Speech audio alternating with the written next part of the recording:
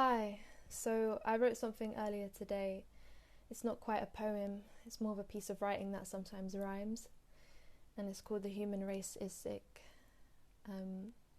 Obviously, everyone knows what's going on right now. The death of George Floyd has been a huge slap in the face for me, as I'm sure it has been for many people.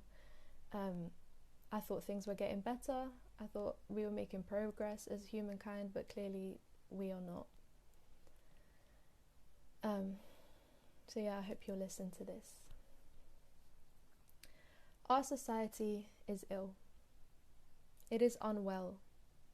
It has caught an awful, deadly flu.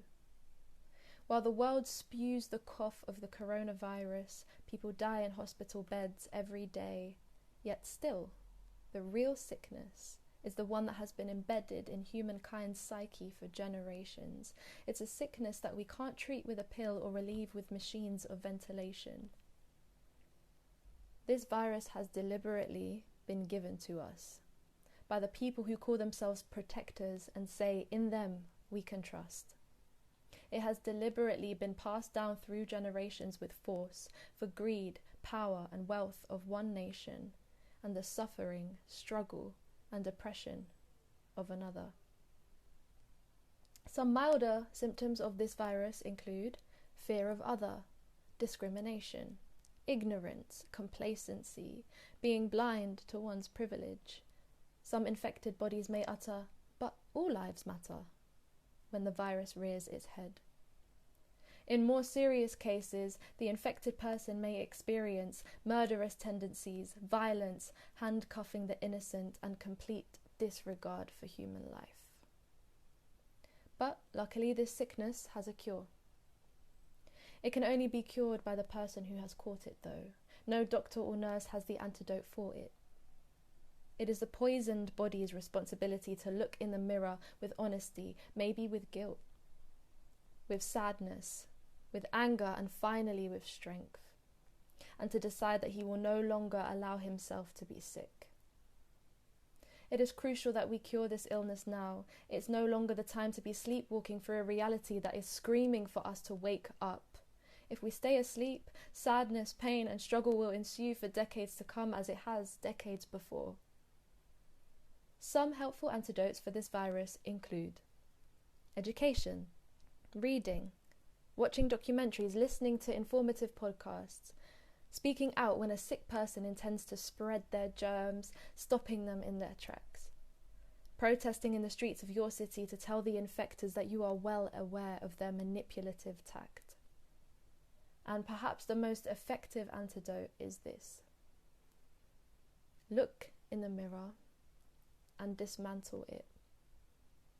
Decide every day to make a conscious effort to recognize the virus and kick its ass every time it rears its horrible head. Recognize it within yourself. Show compassion to yourself and move forward with wisdom and humility. Yes, this illness is not necessarily your fault. You never asked to be infected, but it's our responsibility to cure ourselves. No one else can do it for us. The antidote is not comfortable. It requires sacrifices to be made. You might lose friends. You might discover that the people around you were never actually on your page. But you will find like-minded individuals who are ready to healthily recover with you.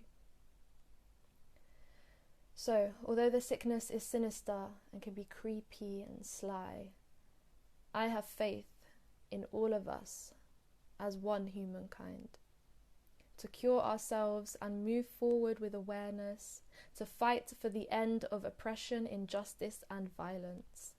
And it may not be over within a year or a day, but I'm trusting in us and I'm keeping the faith that eventually we will be rid of the tyrants.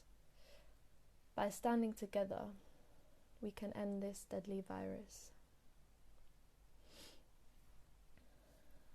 Thank you for listening.